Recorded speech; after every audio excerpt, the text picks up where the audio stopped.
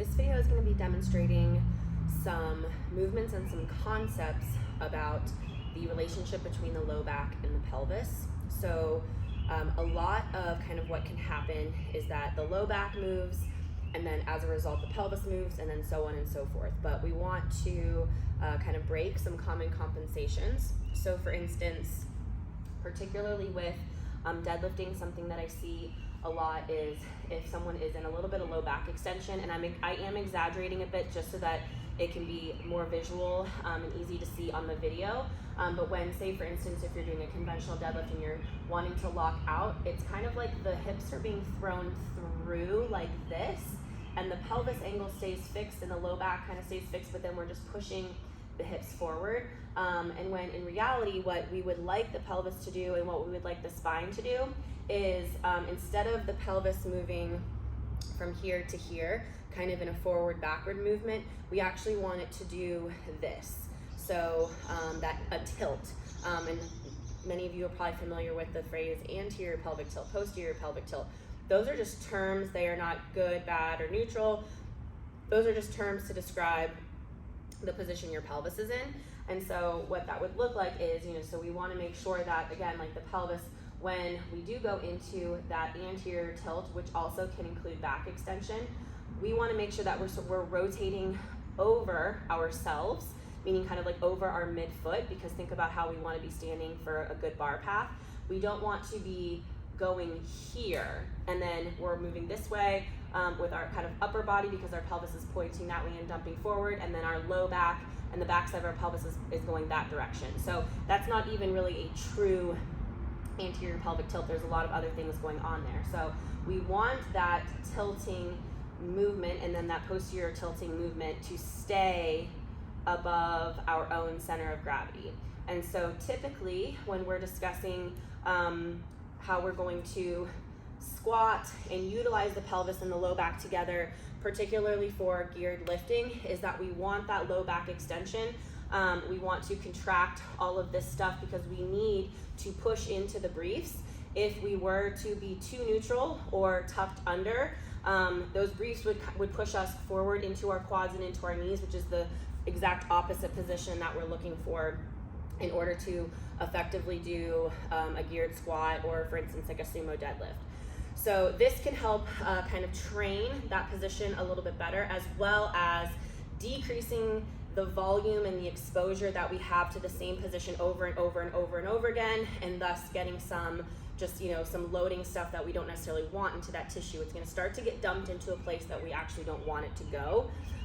So the first thing is kind of, you can evaluate yourself. Do you understand and know how to anterior pelvic tilt, arch the back by contracting your spine? I always think about bringing my tailbone up between my shoulder blades here, and you need to be able to do it without getting into your leg. So if you can't do it without bending your knees, or you can't do it without actually hinging, that's information, okay? So we kind of need to be able to go that direction. It's not a super big movement. And then we, conversely, on the other side, need to be able to pull that pelvis through so that our tailbone is pointing, kind of down or slightly forward.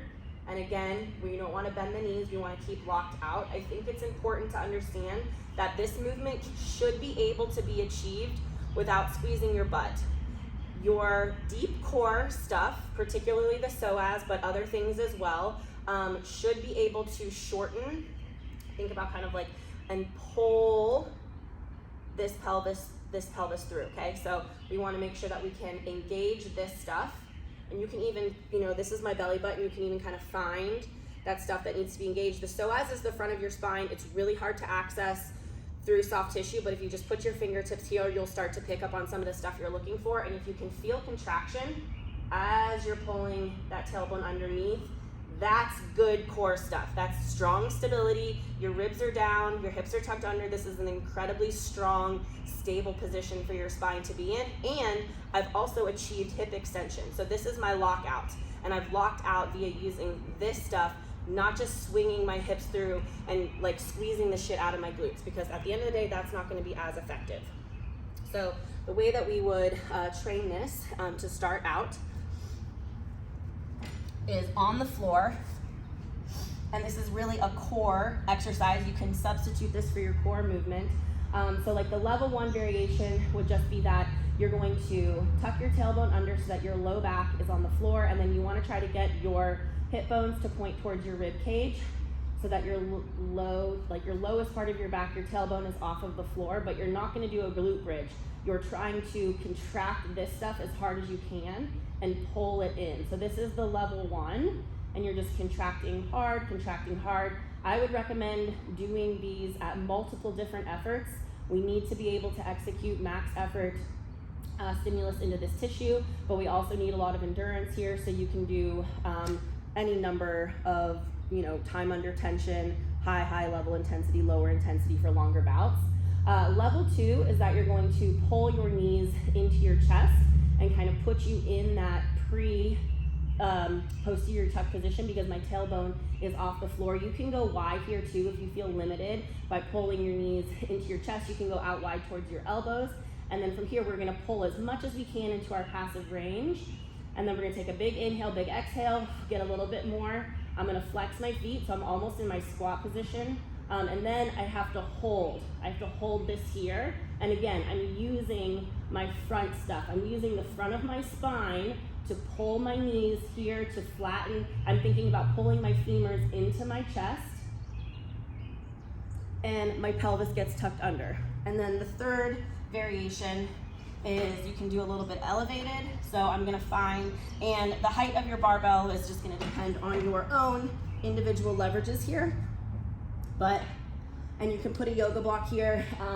If you are squeezing really hard here, everything's kind of closing down, that will increase the intensity as well. But this, we want the barbell to be just at the edge of the J hook so that when I relax, I have something to pull into, and the bar is not gonna come out, but I also really can't get it to roll that way either.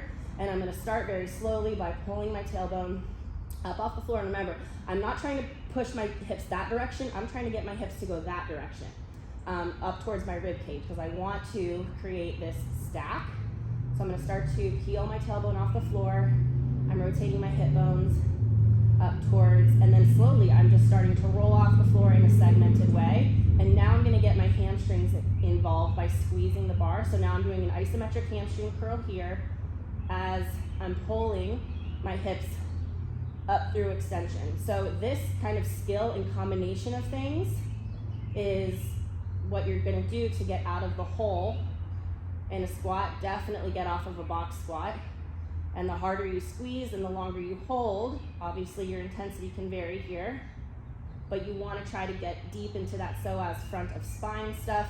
You can use this for support. You can put your hands up if you want something with a little bit of assistance. And you can even start to go into a crunched position like this. That's going to shorten all of that stuff, and you're gonna be training more tissue at that point. So I would start with level 1, but prior to that, evaluate whether your pelvis has the capacity to do this more rotational movement versus the forward back movement. And if it doesn't do the rotational movement, we can start off with pelvis cars rather than any of these variations that are gonna train spinal flexion and the psoas.